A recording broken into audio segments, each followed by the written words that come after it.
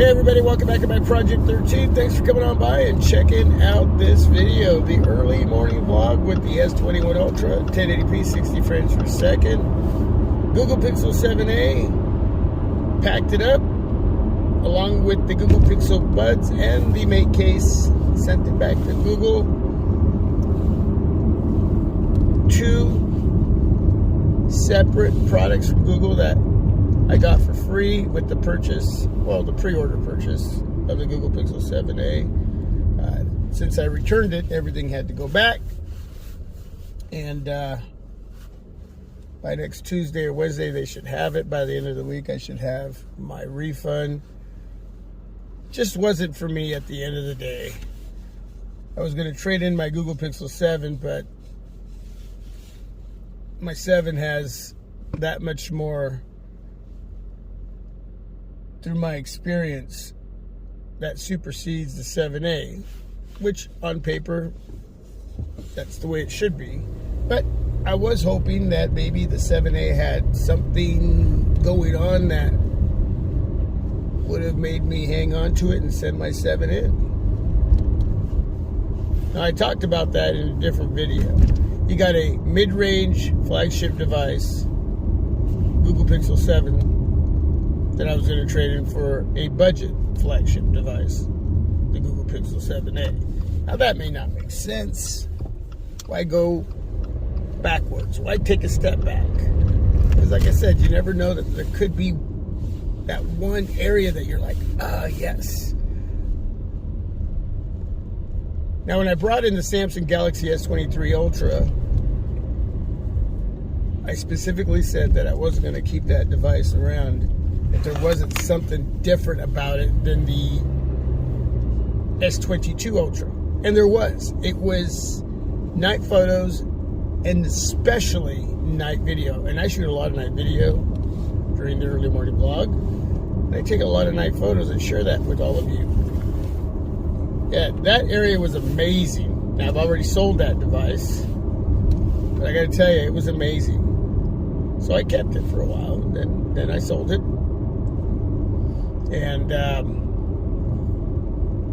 if you're into photography, especially in the dark, night photos, night video,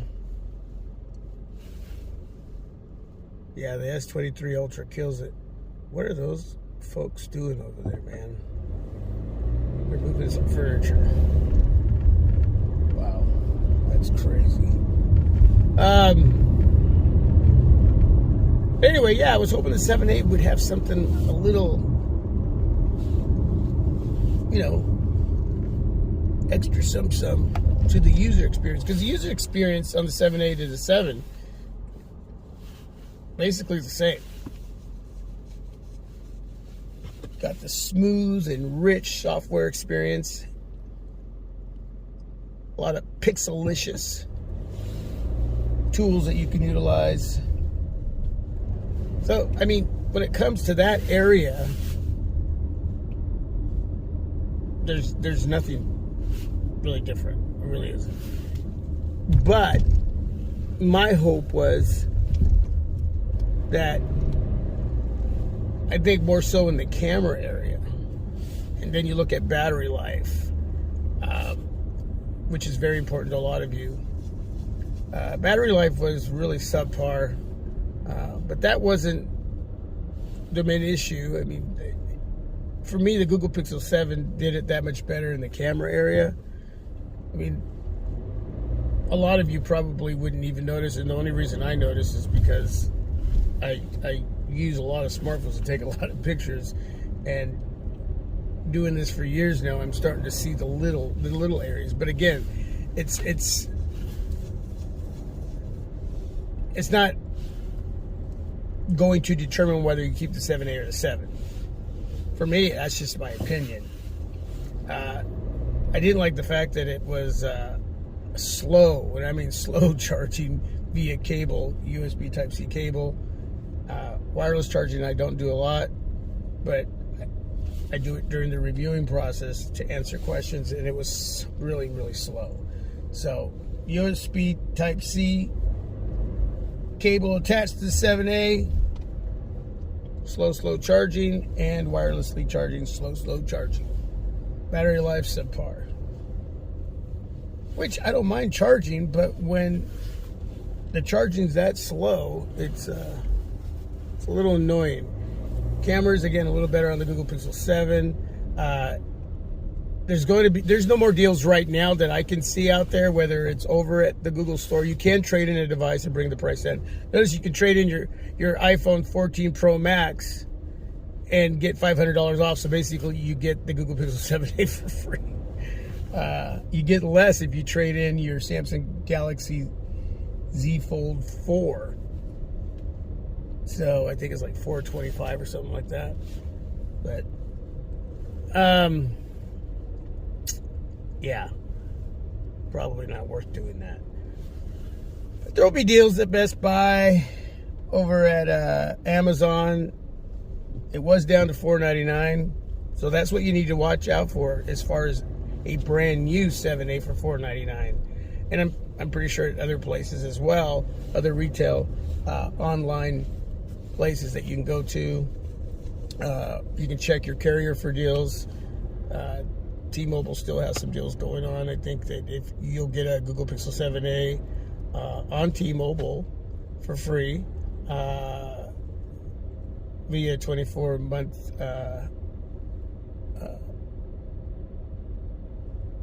payments that T-Mobile will make for you. So you'll just get it for free, and T-Mobile will pay it off over 24 months is what I'm trying to say.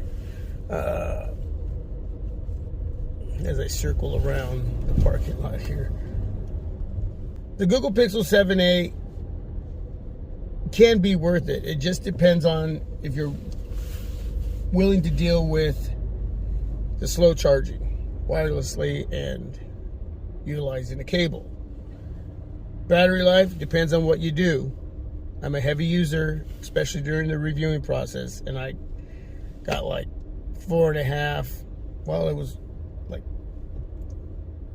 a screenshot that I had that was almost 4.5. Then it was like around 4.5, almost 5 hours and 5.5 hours. So yeah, it just depends on what you're going to do. If you're not a heavy user, I don't think you'll need to worry about it. If you're not worried about the slow charging, but your user experience, your cameras, all that's going to be fine. So it just depends on what you want, what you're looking for. So I would definitely look for a deal on that specific phone. Google Pixel 7, in my opinion, is what you really want to go after. Now remember, it's a mid-range flagship, and I'm comparing it to a budget flagship. There are other budget flagships in line with the 7A that you could compare to. So do your homework. Do your homework. That's the best thing that you could do. So anyway, mine's gone back, so it's not mine's anymore. It belongs to Google now.